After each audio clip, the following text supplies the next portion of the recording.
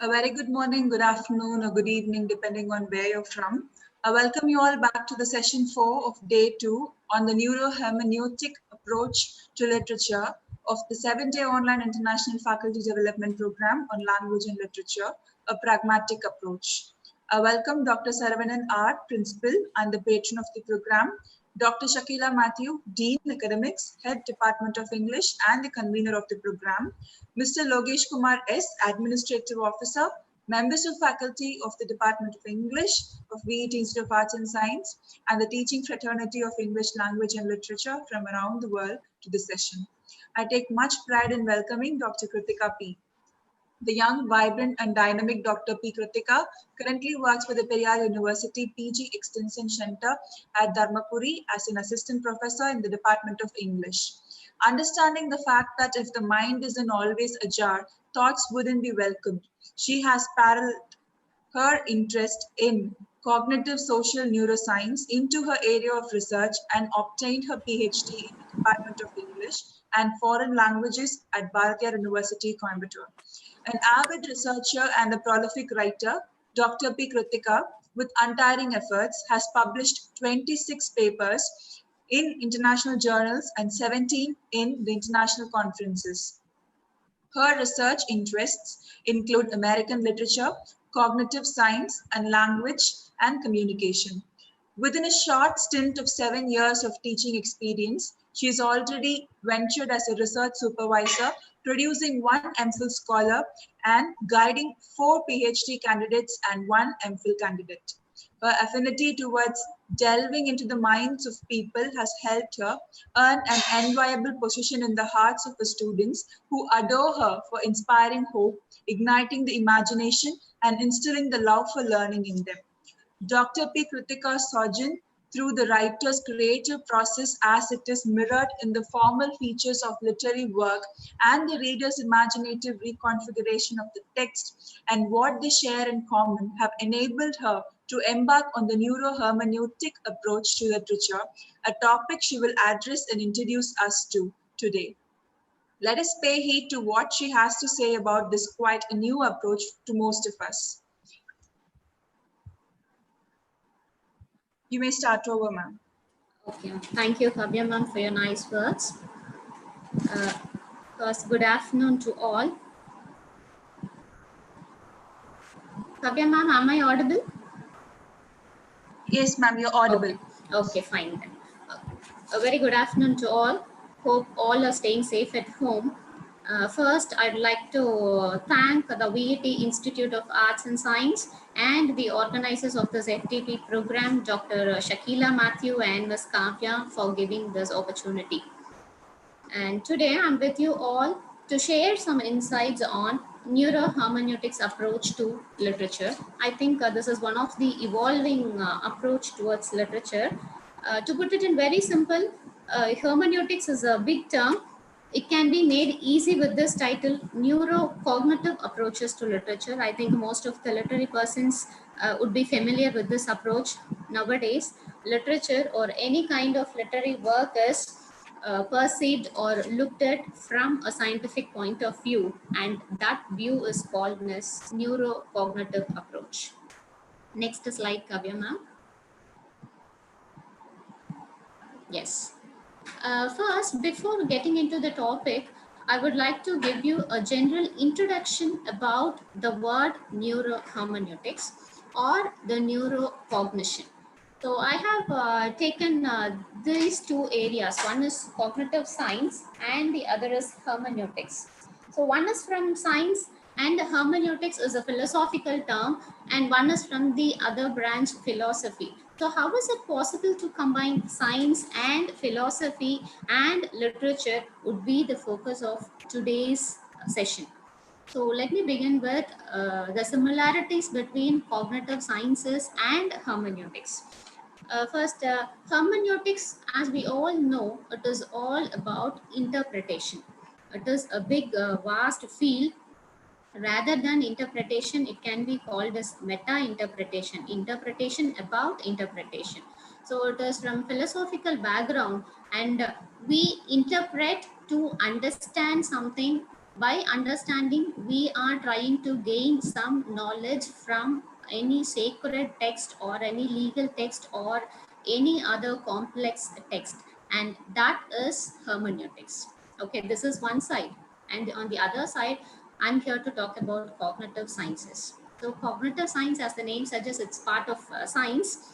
So this is all about the thinking process of human beings. So how do we acquire knowledge? This is a common question of both hermeneutics as well as cognitive sciences. So both the cognitive sciences and hermeneutics share some similarities. And what are they is both deal with the nature of human understanding, first point, and both deal with the process of gathering and organizing knowledge, second. Third is the role played by language and memory plays a major role in both cognitive sciences and hermeneutics. And at last, the most important point is understanding other people. These are common features in cognitive science and hermeneutics. And when I searched for this topic, I came across a research article titled this Cognitive Sciences and Hermeneutics, published by a researcher named Sham Gallagher in the Journal of Consciousness Studies. And that is where he argued the similarities between cognitive sciences and hermeneutics, and he says both go together to generate a fuller account of consciousness, cognition, and human behavior. All these three things are dealt with both in cognitive sciences and hermeneutics. So cognitive science is partly science, it deals with experimental works or so. Hermeneutics is a philosophical subject that is totally uh, dealing with the literary text or any kind of written material. So the objects or the situations are different, but the ultimate goal of cognitive sciences and hermeneutics are one and the same. It is all about understanding, and out of first is interpretation, then comes understanding, and out of understanding we gain certain information or some extra or some new knowledge. So that is it. So in that article, the scholar Shan Gallagher has given three questions similar. No, ma'am. Kavya, ma'am, previous slide. Previous slide, please. Ah, he has given three common questions relating cognitive sciences and hermeneutics. What are these? How do we know objects? Then he has another question, how do we know situations? And then he comes up with a third question, how do we understand other people? So let me talk about these three things in relation to cognitive science as well as hermeneutics. In cognitive sciences, when we talk about objects, it is the elements present in the external world. In hermeneutics, the object is nothing but the literary text. And when we talk about situations in cognitive science, it is the external environment itself, the situation where we are in. The external environment of the individual is the situation in cognitive sciences. In hermeneutics, it is the context of the text, the location of the text in a context. It is maybe the historical context, or it can be the political background, or it can be about the author's background. So all these things contribute to the situations part.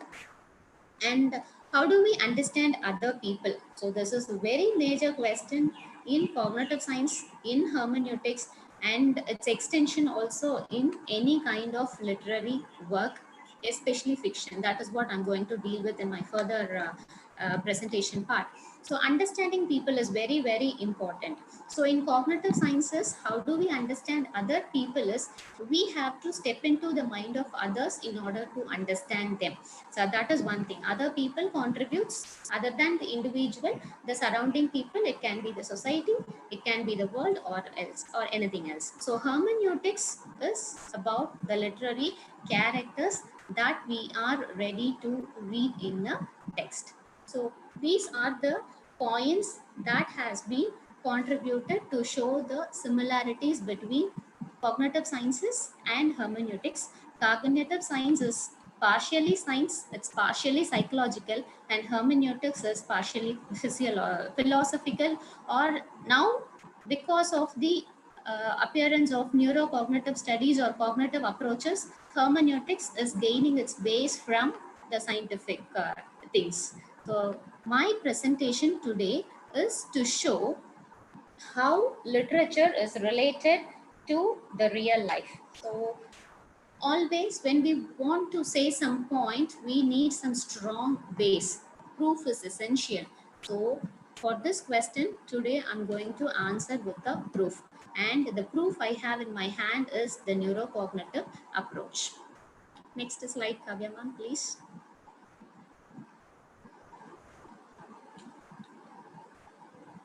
Yes. So before getting into the neurocognitive approach, I should give you a better explanation or a better introduction about cognition, cognitive psychology, and neurocognitive science. I hope most of you might have be were familiar with this, but still, I think I should give an introduction. So cognitive science is an interdisciplinary field, and it deals with the mental processes to understand the external world. The cognitive process is studied and the subject is known as cognitive science. And after this cognitive science came cognitive psychology. So it is all about how we think. So cognitive psychology, so when we talk about psychology, human psyche comes in. So it deals with the different processes of thinking. Different processes includes thinking, perceiving, analyzing, organizing, understanding, and forming new ideas. See, the cognitive psychology deals with the point of acquisition of knowledge. So the question comes, how do we acquire knowledge? Or from where knowledge comes? So this goes to the philosophical branch, but cognitive psychology's work is to show the relationship between the inner self and the external world. So to be very clear, how we acquire new ideas is from the external world. We see something, we listen to something, we taste something, we touch something, and we get new ideas. And those ideas enter into our human brain, and there the neurons take the process of analyzing, organizing, interpreting, and all those things happen. And ultimately, we come out with a new logical outcome. So the study of these processes is called cognitive psychology. So this is one part. And then comes the neurocognitive science. So this has contributed a lot to the literary field. So what is this neurocognitive science? As the name suggests, it's all about neurons plus cognition. So still cognitive psychology, we have been talking about brain it as a whole. But neurocognitive science talks about the minor part of the brain or the base of the brain. Those are the neurons. So neurons, so whatever we do has been intimated to us by the neurons. So when we do something, we have some changes in the neurons. So the literary persons or the cognitive scientists try to relate the brain process and the human behavior. So this approach is evolving now. It is only in the beginning of what to say 21st century, the neurocognitive science emerged, and it is an emerging field now. So the abstract ideas are gaining their concrete base from this study, this science. This is neurocognitive science. Okay, this is one thing. Another point I should tell in this time. So we always talk about cognitive skills, cognitive skills, cognitive skills. And have we ever thought why this is important? After a long time, earlier period, when we were in schools or when we were in colleges, we were not much exposed to this word cognition or cognitive skills. But now we are talking a lot about this cognitive skills. Have you ever thought why it is so simple? We give importance to something, or we start searching for something when we do not have it enough. So that is the problem. Now we don't have the enough cognitive skills in us to lead a successful life. So we started searching for these kind of skills, cognitive skills. So in schools, we talk about soft skills, we talk about employability skills, we talk about communication skills, we talk about IQ, we talk about EQ, and all these things. So the neurocognitivists or the psychologists, cognitive psychologists now say that all these skills are compiled under one name, it is cognitive skills.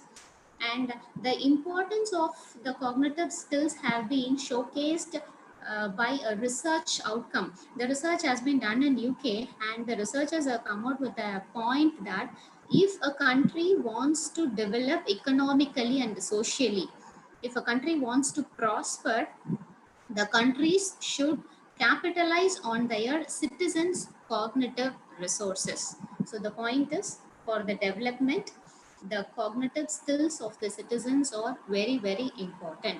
So for the development, merely investing on the materialistic resources will not help in development. On the other hand, the people of the country should excel in cognitive skills. So this is the point. So this is very common in this flourishing and in this the global world. There is the skills are more essential as we are moving towards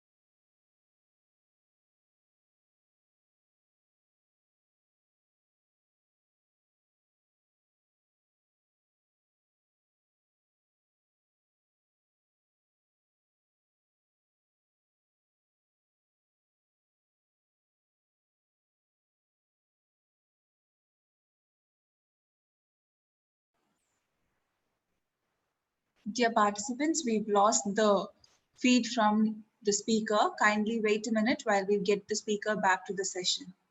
Just give us a few minutes. We're extremely sorry for the technical error. We'll get back the speaker soon into the session.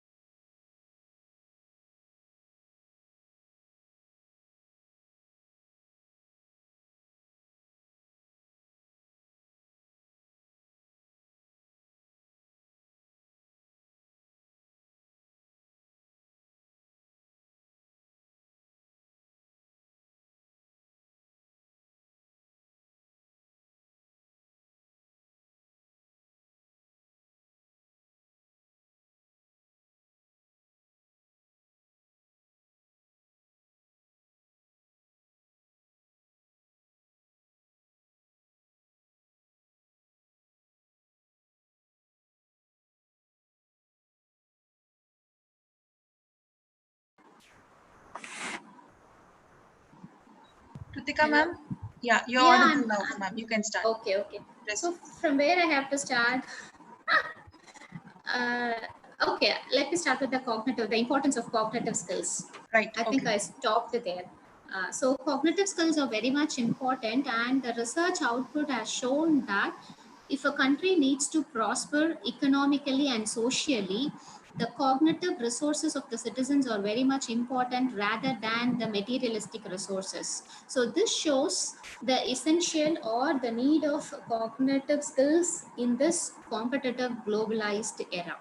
So the cognitive skills are not only needed to excel in a professional life, but also to live a happy family life, to live a happy personal life, to understand your own self better. These cognitive skills are very much important. And the researchers have talked about two concepts in their research paper. One is the mental capital and the other is mental well-being. So mental well-being is all about individuals ability to develop their potential and their ability to work productively and creatively and maintaining a good relationship with others so that they can contribute well to their society. So this is mental well-being. And the other thing is mental capital. This includes the cognitive skills and emotional resources. It is all about the efficiency of learning and improving our emotional intelligence. So by mentally well-being, you become a mental capital to your country. So you contribute directly or indirectly to the development of your country. So cognitive skills cannot be avoided at any point in our life. So that is why this cognitive approach or this neurocognition is gaining much importance nowadays. Next slide, ma'am. Ah, so I think I can give you a small history of cognition. So how it started. So first word we get is cognition. It is all about the thinking. Cognition is an interrelated process. It includes the sensory organs, the muscular skeletal system, and the peripheral nervous system. That is, we receive some information through the five basic senses. It enters through your body, then it reaches your brain. So it is a combination of your muscular system, nervous system, and even your body. So body, your human body generally is acting as a bridge between the inner self and the external world. So this point should be considered when we talk about emotions. So I'll be talking about it later in this. So until 1970s, cognitive approaches existed only as experiments in labs. So cognition or cognitive psychology appeared only after 1970s. It has entered into other fields like literature or management or psychology. That is only in the 1980s or after 1970s. So cognitive psychology, as I said earlier, it is all about how people think. So cognitive psychology had its origin from philosophical ideas, and later, because of the arrival of psychology and cognitive science, it became experimental works. So experimental work in the sense our mind is the laboratory here, and our text is the objects to be analyzed. And so next, another next a step ahead in this field is neurocognition. And I told you it is all about the study of neurons responsible for various kind of actions that we do. And neurocognition gave the rational base for emotions. So definitely here I should talk about the distinction between head and heart. Always when we read a literature, we get a question from where this literature should be approached, either from head or from heart. So head in the sense it is full of rational thoughts, no role for emotions there. If when we see any romantic novel or any soothing kind of literary work, it appeals to the heart. That is what we say. So we always have a separate place for emotions and rational thoughts. But the neurocognitive studies have proven that emotions are responsible and it forms the base for our decision makings or for our rational logical thoughts. So rationality of emotions has been given by this neurocognitive studies. So this, how this can be related to our literature is, when we read a literature, it appeals both to the heart as well as to the head. To understand a literature or a literary work better, it has to be approached both from head as well as heart. That is the point here. Next slide, Kavya ma'am. So I told something about introduction about the cognition, and I gave you why cognitive skills are important and how it is relevant to us. And cognition or hermeneutics or literature reading, whatever it is, the ultimate thing is understanding something or gaining some knowledge. So that is the point. So when we talk about knowledge, we have a question from where knowledge comes. How do we acquire knowledge? So from where the knowledge comes, when we search for the answer for this question, we have to go back to Plato and Aristotle. And they had two thoughts, distinct school of thoughts. Plato said that if we want to gain some knowledge, external forces are not necessary. He says true knowledge emerged from the innate ideas present within us and not from the external observations of material or any or from nature. So it is me who is thinking. So there is no role of any external stimulus in getting or acquiring knowledge. That is the point of Plato. So that has later been supported by Descartes, a French philosopher. Yesterday, even Yuvraj sir talked about this Descartes. I think, therefore I'm the power of statement of Descartes. So he says, I'm thinking, so it is me who is responsible and not anybody else or not any other thing, he says. So Descartes supported this, then came Spinoza, Leibniz, Wolff, and others. So they supported rationalism, Plato's thought. So innate self is responsible for gaining the knowledge. But then Aristotle came and he said that no, true knowledge is not from self, it is from the result of perceptions. By perceptions, what we mean is observations. So we see some people, we see some things, we see some external things apart from ourselves. We learn from other things. Actually, this is true. So learning is not an innate process, it is a combination of the innate and the external things. So this was supported by Locke, Owen, William James, and others. Then in the 18th century, Kant, a philosopher, says, German philosopher says, knowledge depends on both sense experience and the innate capacities of the mind. See, all these things laid the seeds to the emergence of cognitive science and cognitive psychology and the neurocognitive studies. Then came a biologist named Antonio Damasio, and he laid a strong foundation for emotions. He said emotions have two biological functions. One is the production of specific reaction to the situation, and the other is regulation of the internal state of the organism. So emotions are so special to human beings. It is we generally human beings have the power to express our emotions, and beyond that we can either express, we can react, we can postpone our emotions, or sometimes we can even suppress our emotions.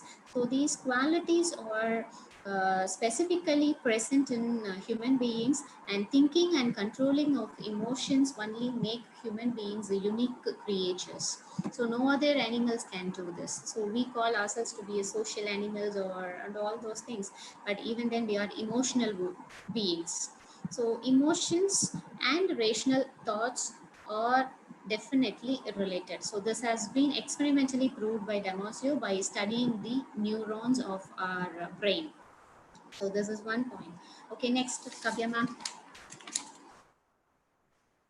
Now getting into the main thing, cognitive approaches to literature. So this is the core thing. When did it come at the cognitive approaches to literature came as cognitive poetics? First, this was applied to poetics, and how aesthetics uh, uh, what to say, how aesthetics changed the human brain or changed the human thought process was read, and that is called as cognitive. Previous slide, Kavya ma'am, please. Uh, so first approach is cognitive poetics, and this appeared in 1970s, and later the cognitive approaches was introduced into fiction in 1980s, and I have given as MLA. This is what we call as modern language association. So this modern language association have a great role in developing the cognitive approaches to literature. So generally cognitive approach it is an interdisciplinary initiative marking the convergence of cognitive psychology, neuroscience, linguistics, evolutionary biology, artificial intelligence, and the philosophy of mind. So, to be very simple, when you read a literary piece, all these, what to say, disciplines are involved in reading habit. So, when we read, we are involved in psychological activities, our brains get activated, we are related with linguists, we are related with language. Evolutionary biologist is how our body, how our sense organs react to the text or to the objects. That plays a major role. Then we talk about artificial intelligence, the computer and AI plays a major role now. And at last the philosophy of mind, that is we have been talking about the acquisition of knowledge. So that is the ultimate thing. So cognitive approaches to literature is a convergence of many disciplines. And how this is related to literature has been given in this statement. Just as we believe the study of mind is one of the best avenues to study of literature, so we hold that the study of literature is one of the best ways to study the mind. So the human mind and the literature are interconnected. That is why from in our BA class, in our social history of England or in Hell book, we see the definition of literature as reflection of life or a mirror of life. So that definition, knowingly or unknowingly, someone has given, and that is very apt. And the mirror or the reflection is very very important, and that has been proved from a neurocognitive aspect. I'll be coming to that in the next slides. So literature and the human mind is related. By reading human mind, you are able to understand literature, and by reading literature you are able to understand the human mind, that is the mind of the readers. So here our laboratory is the human mental acts of reading and writing. So there should be some important persons who contributed for the development of this cognitive approaches to literature, and they are Lisa Sunshine, Joseph Bishop, then we have Hogan, we have Alan Richardson, we have Mark Turner, we have David Herman, and then Damasio, then we have uh, Mary, and there are so many persons who, Joseph Carroll, there are so many scholars who are trying to combine literature with this neurocognitive science or with the cognitive science. So this is one of emerging fields. So I said it's began with poetics. So okay, when we read a poem, we are full of imagination. We automatically get the aesthetic sense. So it is quite natural that we may have some changes in our human brain, our attitude changes, and all those things are experimentally recorded and analyzed, and they come out that reading literature has some good effects on human mind. That is one part. And later people started applying the cognitive approaches in fiction also. So when we talk about fiction, automatically reading comes in. Next slide, Kavya ma'am.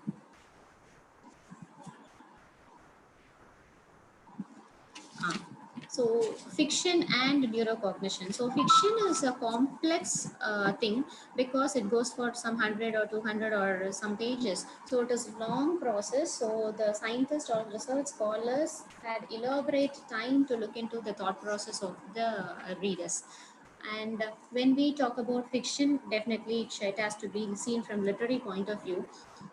So till Derrida, the structuralism, functionalism, associationism, behaviorism, all those theories looked into a literature only for the purpose of literary terms or from a literary point of view alone. It's either for the plot or for the literary theme or with a critical approach towards the literariness was alone concentrated. That they are grouped as deconstructionists. And they had other side also, the humanistic perspective, and there were certain scholars who looked into the human values in literature, and they are Eugene Goodhart, Abrahams, Bate, and then Gerald Graff. All those persons read literature to analyze or to bring out the humanistic perspectives in it. So you may ask a question, how this reading fiction can improve one's mind, or how it can help in gaining knowledge or so.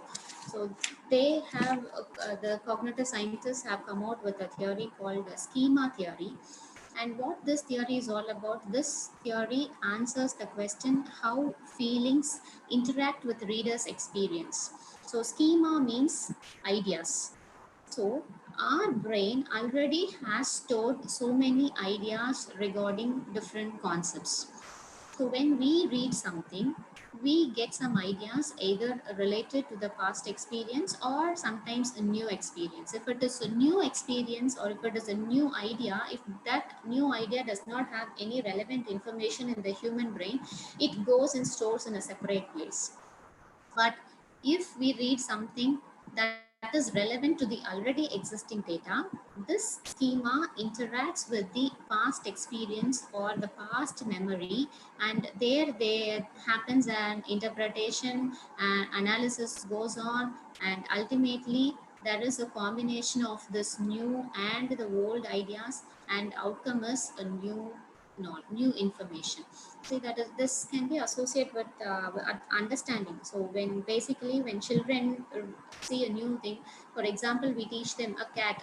It is full of this fur. It has four legs. It has 2 ears. Its eyes is like this. The fur is like this. It has a tail like this. Okay, the children or the child imagines that okay, this is a picture of a cat. So if it comes to know that any animal with this feature is called a cat.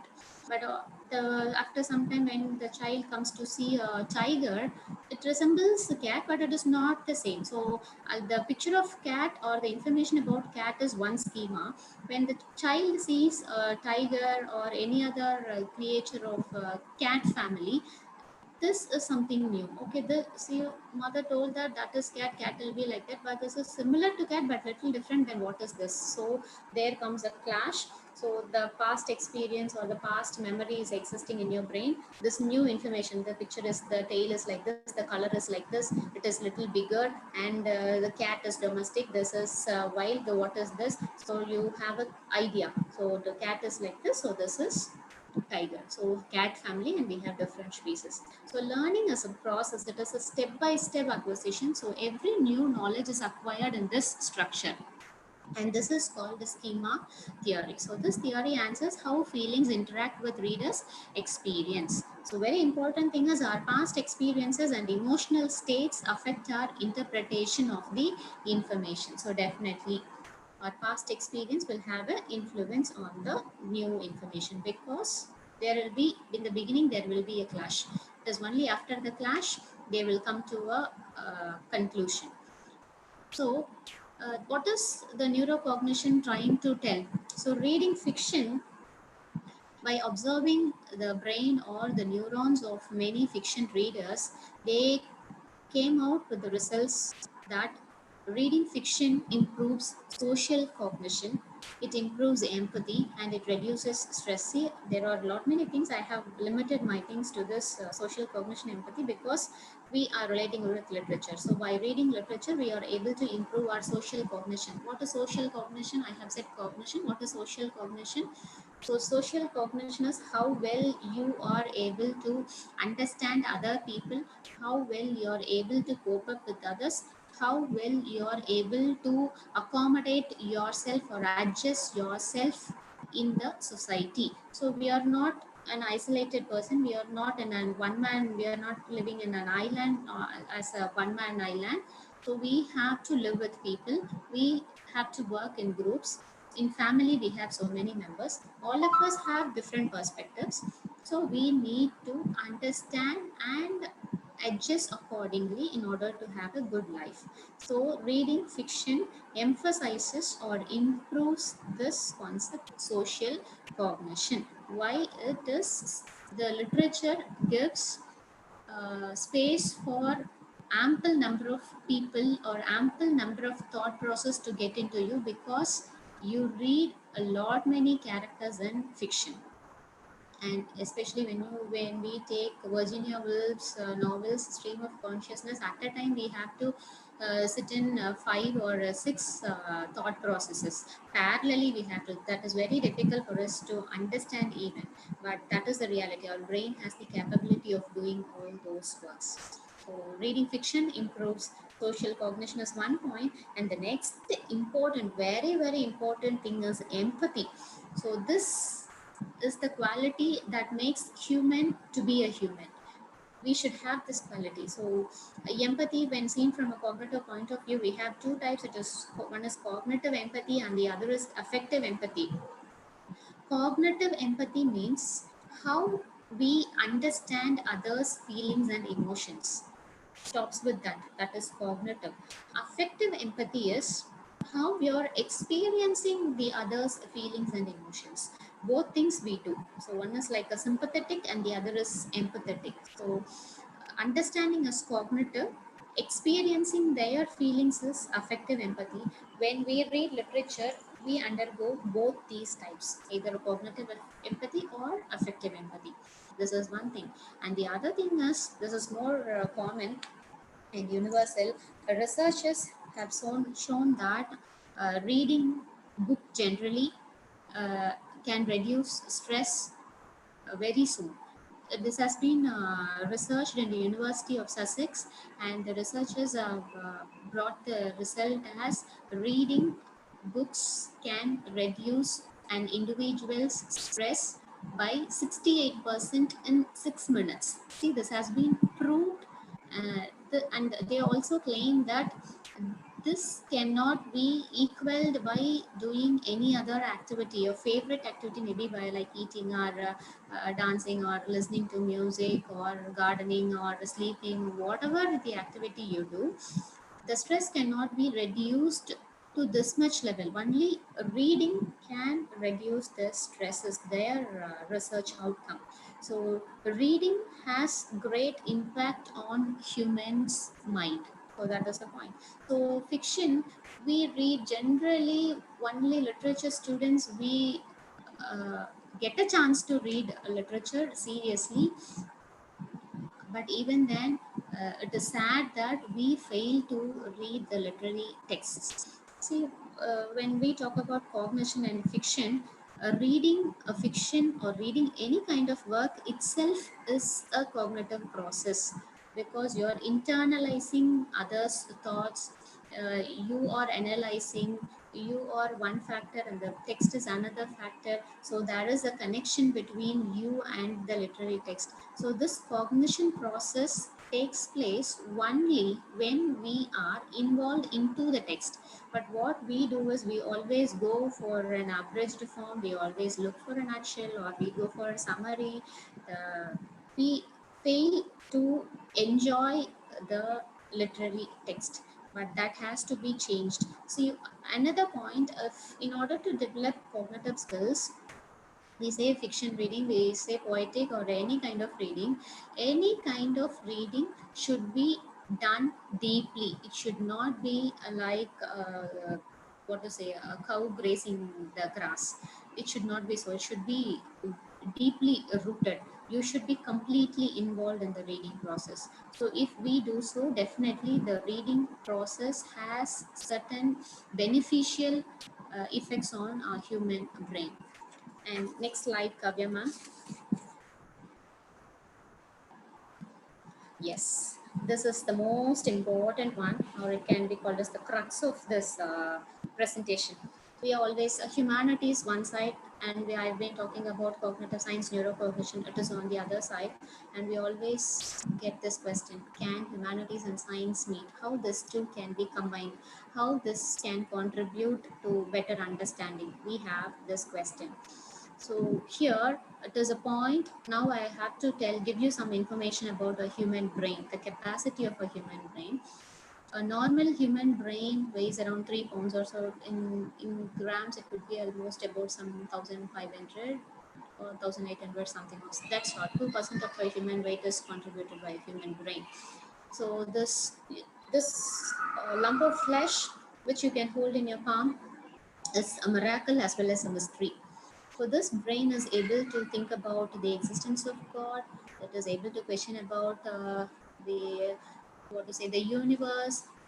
It is trying to get the answer for infinity, and we do a lot many things. That is, this lump of flesh is able to do so many things. It seems to be a wonder, as well as there are still many mysteries hidden in human brain. So researchers are trying to find out the capacity of human brain. And the special thing about human brain is, we all know that a human brain is composed of neurons. If we are from science background, plus 1 plus 2, we had studied botany and zoology, we might have known this. So human brains is composed of neurons. You know how many neurons we have? Adult human brain contains almost some 100 billion neurons. I don't even know the zeros of 100 billion actually. So that many neurons we have in human brain. This is not special. the more special thing is the interconnections that the human brain neurons make. So one neuron has almost 100 to 1000 connections. So 100 billion neurons have 100 trillion or even more number of connections. So what is the importance of these connections? It is only this that improves the knowledge or intelligence or the formation of new ideas also. So the more the connections we have, the more intelligence, the more thinking evolves, the more what to say IQ comes out. So this is so special about a human brain. So the neurocognitive scientists, what they do is they started studying about this human neurons. So when we read something, when we write something, when we draw something, what happens in our human brain? When we listen, which area gets activated? When we speak, which area gets activated? When we talk about language, we see the Broca's area and Wernicke's area. This was in 19, I don't know exactly, don't know. But this is all about the development of speech and the reception of the language. These two areas deal with that. And when we talk about human brain, we have four lobes. One is frontal, parietal, temporal, and occipital. All these are not important. We'll concentrate only on the frontal lobe of the brain. The frontal lobe is the front part. It's the front part of the brain, the forehead part. Na? So that is responsible for logical thinking or analytical thinking. If you want to make any decisions, this frontal lobe is important. And there we have a group of neurons, motor cortex neurons, that what to say, that gets activated when we do some activity. If I take a book, the motor neurons gets activated. Also when I eat something, that neurons gets activated. But there are a subset of neurons, some parallel or present uh, near to these neurons. Those neurons gets activated. e- Those neurons gets activated even when the person sees somebody else performing the same action. We understand this is the point. When we perform an action, the neurons get activated. When we see somebody else performing the same action, the neurons gets activated. Why is it so? So this has been studied by a neuroscientist named Velenur S. Ramachandran. He is an Indian American scientist, and he uh, made a research on this neurons, and he named it as mirror neurons.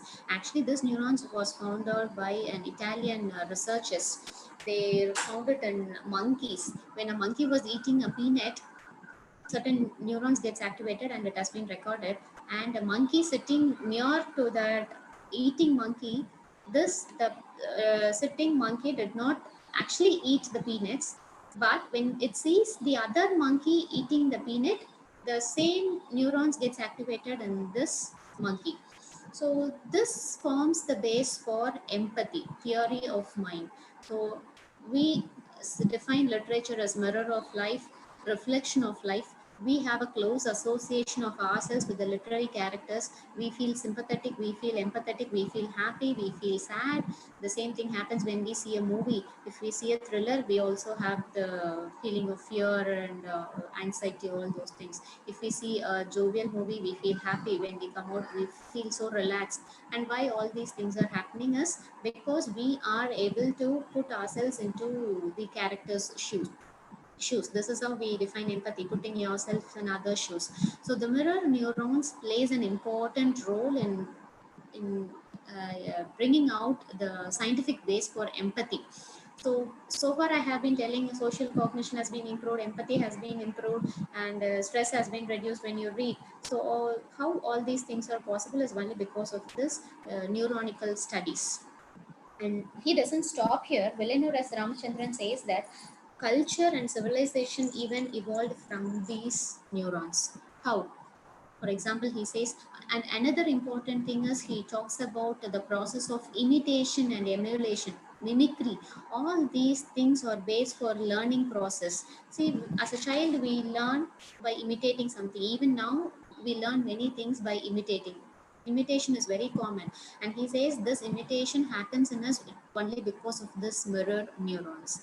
And he goes back to our ancient lives, when a person accidentally identifies or actually identically invents or discovers something. For example, it can be a tool use, it can be a fire, or it can be a kind of shelter.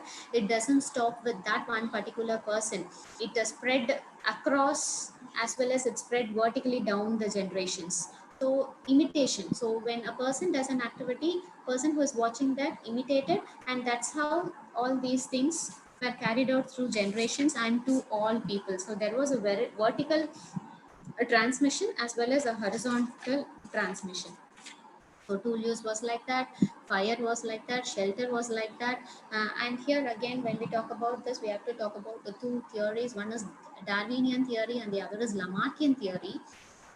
According to Darwin, he says for a change to happen, it will take a long time. For example, the long neck of a giraffe does not come all of a sudden. So it took some 100,000 years or so for a giraffe to get that elongated neck. So this is the theory of Darwin. On the contrary, we have Lamarckian, who says the change is sudden. So the change is sudden because of this mirror neurons. Why? Because when we see somebody else performing the action, we are able to imitate it and we are able to learn or acquire that skill. So that is how culture evolved, and culture is the base for civilization. So he says even this mirror neurons are responsible for the emergence of culture in civilization. Literature is closely associated with this culture, and the theory of mind, we say, yeah, ability to understand other people's thought. This is very important in all aspects of our life, whether it can be a career or it can be your family, or you, wherever you go, you need to possess this skill. And he relates this with the Eastern philosophy. What is our Eastern philosophy? Our Eastern philosophy is that all human beings are connected in one way or the other. Nobody is mm, independent. We, in one way or other, we are connected and we are dependent, we are related. How? It is because of this neurons, these neurons, mirror neurons, he says. And how he says is that when you empathize, you have a distinction that, oh, don't worry, the pain is not really for you, it is for somebody else. And how it is possible for you to distinguish is because of your skin. There are certain receptors in our skin, and it says that when you see some emotional movies, you start weeping. But even then, you're okay that it is just a movie, and your mind knows well that it is not you who's involved, it is somebody else. So it is only the receptors in the skin that tells your brain, okay, don't worry, this is not actually you, it is somebody else performing.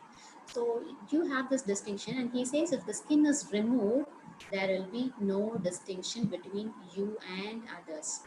The other person's feeling will be experienced by you also, actual experiencing will be there. So all these points show that uh, based on the Eastern philosophical thought that all humans are connected in one way or the other, not through this Twitter or this Telegram or all the social medias, but especially through this neurons. The same words are said by Villeneuve S. Ramachandran. If you're interested, you can go Google and see. So this has brought many changes in literature also. So far we have been reading literature from others' point of view or from our own perception. That's it. But we did not delve deep into the human minds. But the arrival of neurocognitive approaches has linked human brain, literature, and the mind. The mind is the thought process. So how the narratives affect our brain? We talk about memory. What is short-term memory? What is long-term memory? How sensual experiences received by the brain. So all these things contribute to have a better understanding and a new approach towards reading a literature, reading a literary piece. This is one of the emerging research areas, and this can also be related with a new area we call as mental humanities, which is, sorry, medical humanities, which is emerging. So where literature is used as a tool to patients. in order to heal them, in order to soothe them. So this, all these things are emerging one. So I thought I could throw some light upon the new things. So the mirror neurons are very, very important in empathy, in the development of culture and civilization, and this shows how we, in the sense all human beings are related in one way or the other. And the ultimate thing is, Villanur S. Ramachandran says, so far there had been a distinction between science and humanities. And when we talk about this, we should bring in C.P. Snow, who in his read lecture in the year, I think 1956 or so, he says, humanities and science are at two poles, and the twain shall never meet, he said. But now, because of this emergence of mirror neurons, it is possible for merging humanities and science, and each one helps in better understanding of the other. So it has become an interdisciplinary area. Next is like Kavyama, please. Okay. So this is the ultimate finding. What happens in brain when we read fiction? So neurocognition shows that the stories stimulate the brain and change how we act in a real life. How we act in the sense we acquire some knowledge and it changes our cognitive process. So there is some change in our activities in real life. And another point is novel acts as a medium for exploration of human, social, and emotional life. That is theory of mind. Theory of mind is how well you're able to understand other person's mind, and empathy is all about that, how well you're able to understand other people's emotions and the feelings. So that is it. By reading fiction, you're able to improve or enhance all these qualities. Next slide, Kapyaman, please.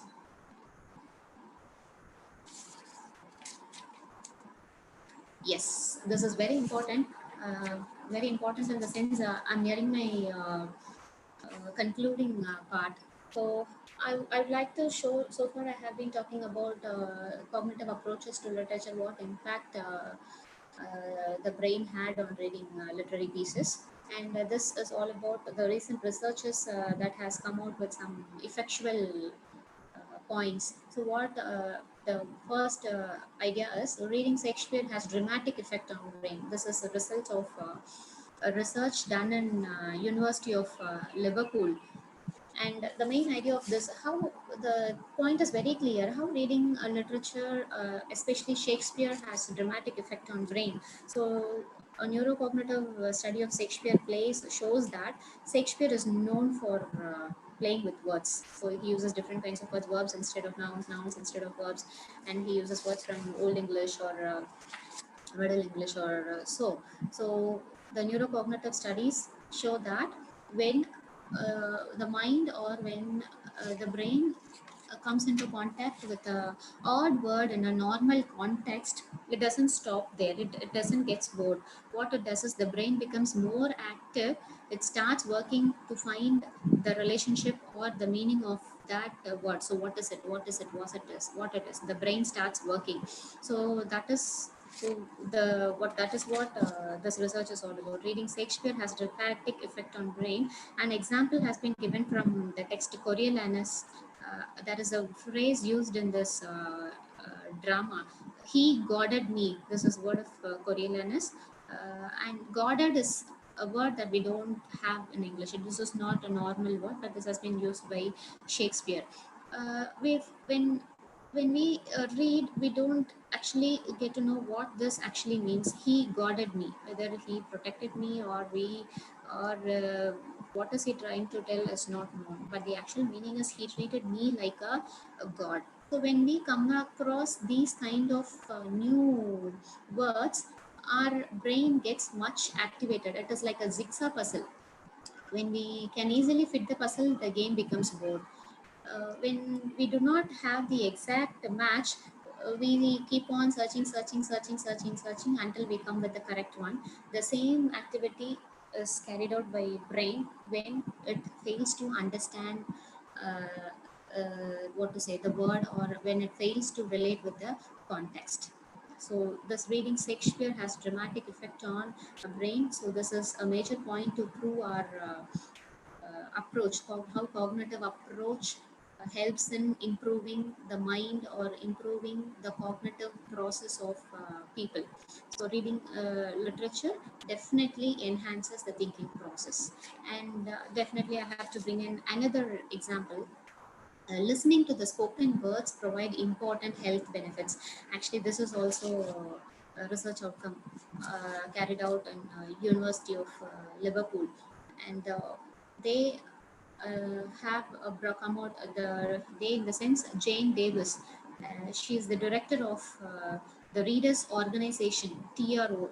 So she has brought a group, and what they do is they choose the rehabilitation camps or schools or hostels or some other areas where people are not much literate. So they choose that kind of areas, firefighters, they go to their places. This Jane Davis group, one volunteer starts reading a literary text aloud. It can be a poem, it can be a small scene from a drama, or it can be a novel, or it can be a story, anything. But they choose special kinds of work and they start reading loudly so that others can listen to it, and then they have a kind of discussion. So this is a normal thing. So what change this will bring us, the question that we have. So the research shows that the health has been, the mental health has been improved by listening to these kind of literary texts, classical, for example, from T.S. Eliot or from Keats or from Shelley or whoever it is. So they have a kind of healing factors in human brain. And even that research has come up with an example.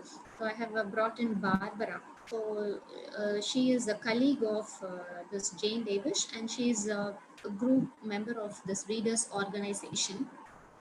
And Barbara has is a person who's fed up with relationships, and after listening to this loud session, she says that I feel happy after listening to the poem Invictus. Actually, this is by a Britain poem. Actually, this Barbara is the first initiative to say that reading literature heals a person.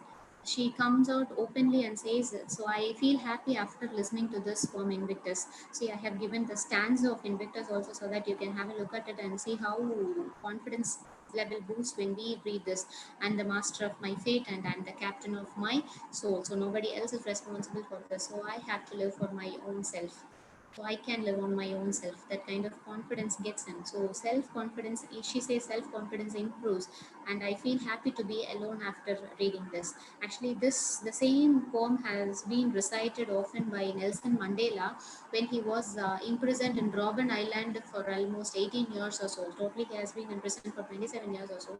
So it is a great thing. So those people, the people who are affected, or who who are affected with the relation, who are not able to get into people connection, they say that literature connects them virtually with people. So this is the great what to say positivity of literature. And cognitive neuropsychologist David Lewis says that reading reduces worries and stresses. Even I have given a research outcome in the University of Sussex. So all why I brought all these things is to show how important reading literature is. So our perspective or our connotation towards this literary approach should be changed. When we talk about criticism, we always talk about only literary criticism, where we are analyzing the literary themes or the structure or the plot or so. So it has to be looked beyond that. So how literature can help in improving a self, or how a person can apply literature to real life situations is answered by these researchers. And the Readers Organization director Jane Davis says that she has coined the term bibliotherapy. This has not added in dictionary so far, and this is a new term, bibliotherapy. So books will be treated as a healing one as a therapy. So this is the benefit of literature. Next slide, ma'am. Kavya ma'am, please. Previous slide. Yeah, deep reading. So this is my concluding slide. So deep reading is always about connection. So reading should result in connection. So we have to connect with the text so that we are able to analyze, interpret, and understand something. So what I had given us, these are the words of Maria Wolf, and she is a scientist who is working for dyslexia people, and she is talking about reading, and she wants reading should be made common in order to enhance or improve one's thinking skills. So reading is mandatory. That is what her point is. And she says connection is what should be connected with what. She says connecting what we know to what we read, what we read to what we feel to what we think, and how we think to how we live out our lives in a connected world. I think the whole presentation has been summed up in this. We are talking about knowing, we are talking about what we read, we are talking about feelings and emotions, and that comes out as a new idea, and that new idea should help us to live a better life. We have some negative connotations for literature also. So wherever we go, we have certain positives and negatives. So we have to look into the positive aspects of literature. And so when we have a sense of deep reading, definitely that will help us to live out as a better individual. So this has been taken from one of our books, Reader Come Home, The Reading Brain in a Digital World. So because of this digitalization, we are losing the habit of reading. So this reading habit is to be regained definitely uh, in books rather than on screens, so that we'll have a closer association with what we read.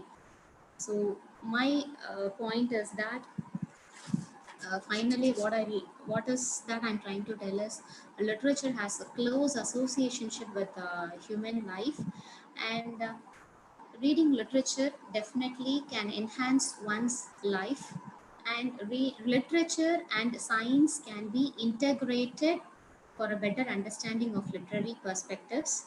And at last, all these things are proven scientifically because of the emergence of neurocognitive science, and this is going to bring much more changes in the field of literature, and that is for sure.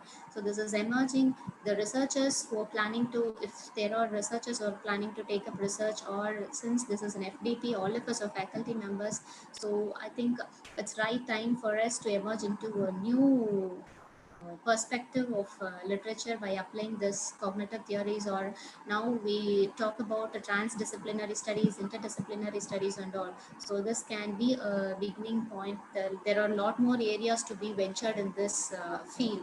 So I think this might give some starting point for all of us to at least explore a lot on this area. So neurocognitive science and literature.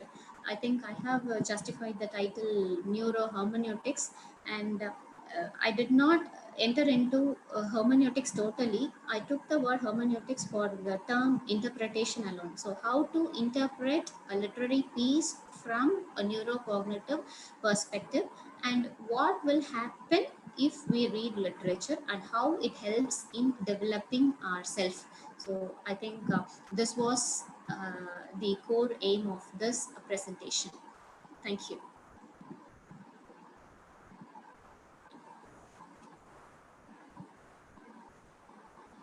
Kavya ma'am, Thank you, ma'am. a big thank you to all. Since we are in a pandemic situation, Tamil traditional thank you. That was really wonderful. And I'll now select few questions and post those for the Q&A session to you, ma'am. Sorry, Kavya ma'am. I'll now select a few questions and post those for the Okay. Q&A session. Okay, ma'am, definitely. The first question comes from Asha Mestri. Can you Okay, ma'am. suggest ways to increase cognition skills among school children? Yes, definitely.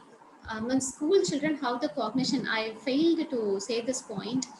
And nowadays, people preparing school curriculum or trying to impart the cognitive skills in students.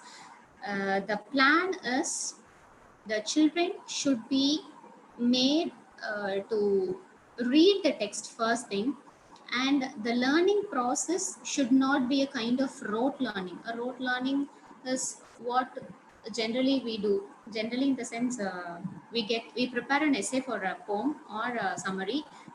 This happens even in college days.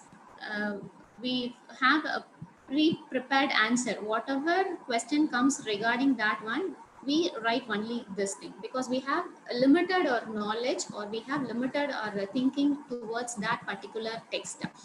So now there are experiential kinds of learning where students are asked to explore. It's a kind of brainstorming.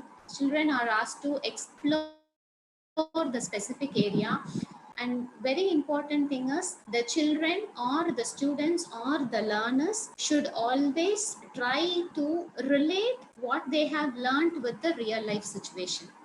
So that, I think, that will help. When we talk about the school children, all kind of activities they do is a kind of a cognitive process. Drawing, playing, reading. If somebody is interested in crafting, even that is a cognitive activity. So the school curriculum uh, preparation should be done in such a way that the students should know what they are learning, and they should also know why they are learning, and they should know how it can be related to their real life. So when students learn with this kind of awareness, and when as teachers we teach with this kind of notion, definitely the change will begin from there. Actually, the cognition is initiated from childhood days. Cognitive skills cannot be developed. It is hard to develop in adults. It is easy to develop in children. So our curriculum or any kind of activity that we do is a cognitive process, and we should tell children how they have to do and how it can be corrected and how it can be related to their life, real life, so that they'll know how to manage their emotions. They'll come to know what is sociability, how they have to talk with others, how they have to manage a critical situation, and all these things should be taught partially as well as informally in schools. So role of teachers and parents are very important in improving the cognitive skills of children. Thank you, ma'am. The next question from Dr. Sujata Menon. Is there anything common between reader response theory and cognitive poetics? Yes, reader response and cognitive poetics are similar. So reader response, we don't see the reader response points from cognitive point of view. In reader response, how I perceive as an individual, that is it.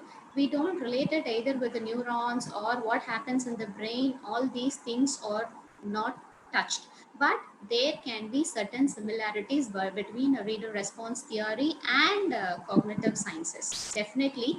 But reader response restricts with reader's perception alone. The death of an author happens actually there. So it is totally how I conceive the idea.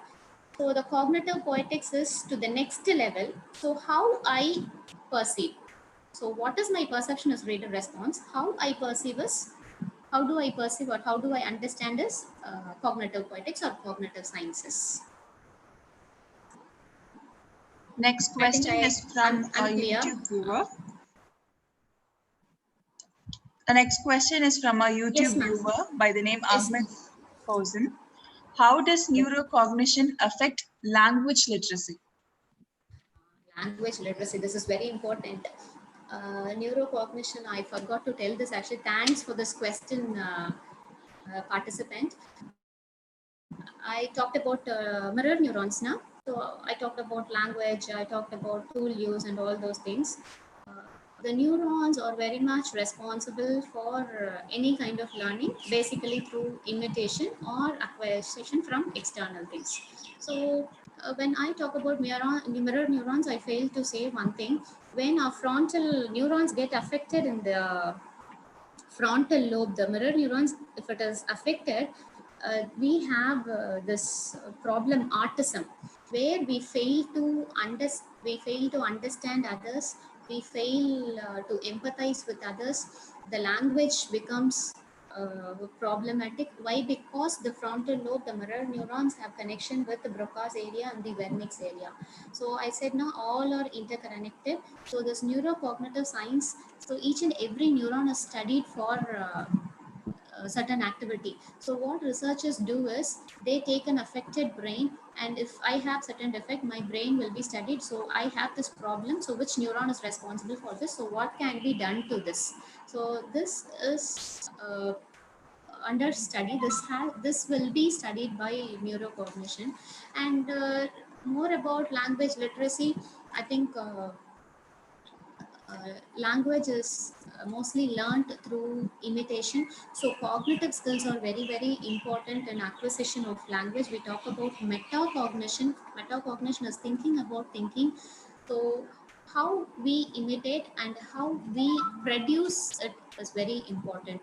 So definitely neurocognition has a lot to do with this language acquisition. So if there are people who have problem in language speaking or language comprehension, they are studying the neurons responsible for it, and they are trying to recover those neurons with certain alternatives so that the language proficiency can be improved. The problem with dyslexia, autism, all these researchers are going on. I said no, Mary Wolf, she's one of the persons who's dealing with that kind of research in US. So definitely neurocognition has a lot more to do in language acquisition process. Thank you, ma'am. The next question from Dr. Michelle Phillip. She would like you to elaborate on the differences between IQ and EQ in hermeneutics. IQ is all about the intelligence quotient. I say hermeneutics, I have given a disclaimer. I'm not going to deal fully in hermeneutics department, but I can differentiate IQ and EQ. So IQ is all about your math skill, logical reasoning skill. If you are asked a question, how well you are able to calculate and give an answer. EQ is if you are put into a difficult situation, if you are in a group where you don't like talking with each other, but even then you have to cope up there. So IQ is all about your math skill, your logical reasoning skill. EQ is all about how you cope up with people. More than your intelligence, your emotional. I said no, you have to suppress your emotions sometimes. You have to postpone your emotions sometimes. At sometimes you have to react. So IQ is all about the numerical data or how well you perform as what to say, not as a human being, but as an instrument like thing. So this, if you do, if I think this will be the answer for this, this will be the thing. So you're no way connected with other people. But in EQ, emotional intelligence is very important because we are living in a society. Wherever you go, you have to meet people. So all the times you cannot be the same. So you have to adjust, adapt to the situations. So first IQ was given importance. Now EQ is given importance. But IQ, EQ both are essential for anybody to have a successful life. So EQ is all about people, how well you are able to mingle and manage people, and your emotions. Thank you, ma'am. The next question is from Diksha Srivastava.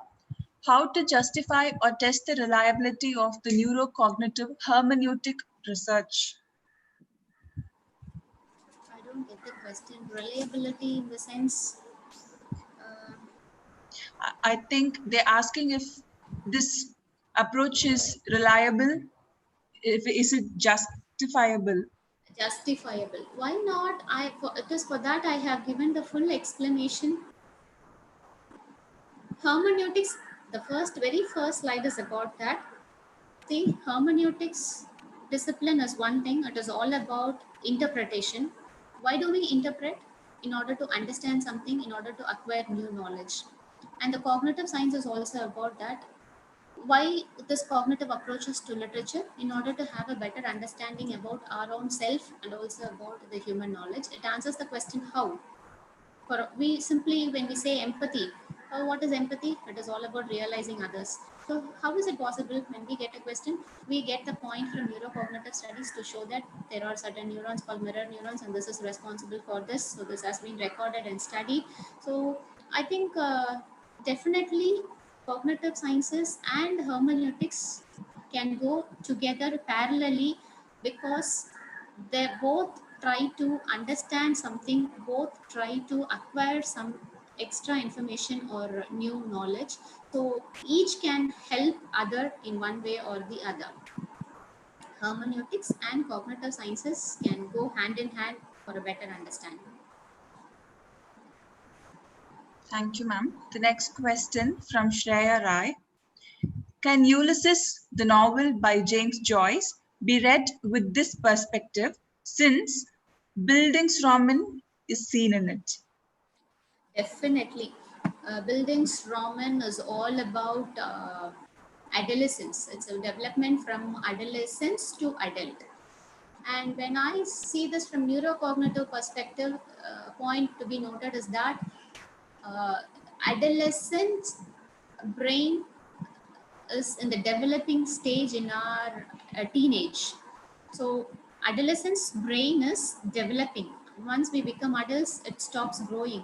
So our brain undergoes changes. So Bildungsroman novels, Bildungsroman genre often or to the 100% can fit into this cognitive approaches, because Bildungsroman novel characters undergo a lot of difficulties in their stage, and they acquire or they understand what life is at the end of the novel or at the end of their adolescence. Both happens.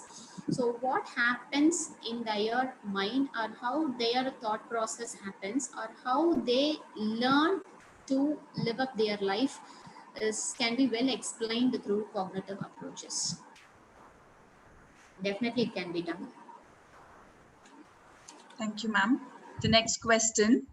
Can neurohermeneutics be applied to Indian mythological studies? Mythology. So I think I have not delved deep into this. But I think a new approach can be, we can start an initiative on this. So mythology is half realistic and a half um, imaginative, we say, and we do not know whether Rama existed or Ravana existed or and all. But still, we believe that they existed. So there is a contradiction between reality and what to say, the imagination. And so what the neurocognition side can do is, we can see how our mind perceives these ideas, because as an individual we know this is not 100% real, and we cannot overcome it as 100% fake. So what happens in a human brain when we see this can be studied, I hope. A few more questions, ma'am. How is neurocognitics related to creativity? This is very common. So neurocognitive is related. Creativity is something new that emerges. So when we combine uh, two or three things, a new idea emerges. So it is all about the interconnections. Creativity is something new that doesn't exist already, is created. So when neurons interconnect with many other neurons, we pop up with new ideas or some creative ideas come in. So creativity is one part of this cognitive process. A question from Virinder Diman, a YouTube viewer. What is hermeneutics of suspicion? Can you elaborate on that, please? First, itself, I gave a disclaimer that I did not delve deep into hermeneutics. So I think I cannot answer this question correctly. Hermeneutics of suspicion. Sorry, I don't have answer to this question. since I've seen neurocognitive studies, I did not get into hermeneutics fully. Again, I would like to make the point clear. I have brought in hermeneutics merely for the term interpretation. And when I talk about interpretation, I brought on certain points. And this presentation was not about hermeneutics. It's almost about neurocognitive studies. And I'm sorry that I couldn't answer that question. It was a disclaimer, right, as you told in the right itself. Yes, I should tell that, no? Right, ma'am. The last question. Yes, ma'am. How does the stream of consciousness technique help in the neurocognitive development of readers? Definitely, stream of consciousness. I have told it now. We will be talking in one person's perspective. All of a sudden, the same individual will be thinking in a different way. Stream of consciousness is almost a shifting of thought process. So, shifting in the sense, one person, we believe that we think in one way, but in stream of consciousness, an individual thinks in 5 different ways. So, neurocognitive studies parallelly has to study all the 5 thought processes, and it has to come out with an data, with a research outcome. So stream of consciousness, why the character is behaving like this now, all of a sudden why she or he is changing, then all of a sudden why she is coming back to this. So all these things will be studied from a neuronical point of view, I said. So neurons will be tested. So they'll come to say why the thought process like this. The first reaction is because of what neurons. So second is because of what neurons. Third is because of what neurons. And overall, they'll be coming to an idea of why all these things happens in that particular person. So whether there is any problem in the neurons, or any psychological distractions, or they'll be checking about the biological conditions of the uh, individual. So if they have any biological problems, so only there were switchover of thoughts, or so this all these things will be or can be analyzed from a neurocognitive perspective. I think I made it clear. Yes, ma'am. I think that will be it Yes. for the Q&A session. Yes. Okay, ma'am. Thank you so much. Thank you so much, ma'am. I should say it was a really perfect session. With you answering almost every question, actually every question that the participants asked, and it has been excellent in all ways and been a knowledge booster for all the participants live on the session, both in Zoom and in YouTube. Thank you so much, Kapya ma'am. Oh, you have something to tell. Okay, continue. Thank you for going the extra mile to provide us with all the knowledge that you already possess with the fellow community of the teaching fraternity. Thank you so much. And 1 minute, at this juncture, I should definitely thank my friend Dr. Malati from Coimbatore Arts and Science, Government Arts and Science College. It is only because of her I was introduced to VET, and I wholeheartedly thank VET, organizers of the program, and my good friend Malati ma'am for this wonderful opportunity. Thank you, everybody. Thank you, ma'am. You may leave the session now. We'll get back in touch with you soon. Thank you so much. Stay safe and stay home. For all of us.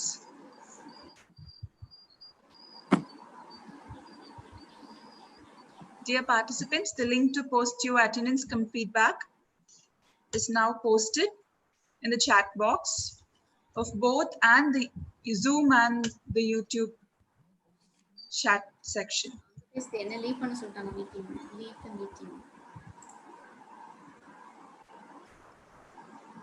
ஆமா சாமி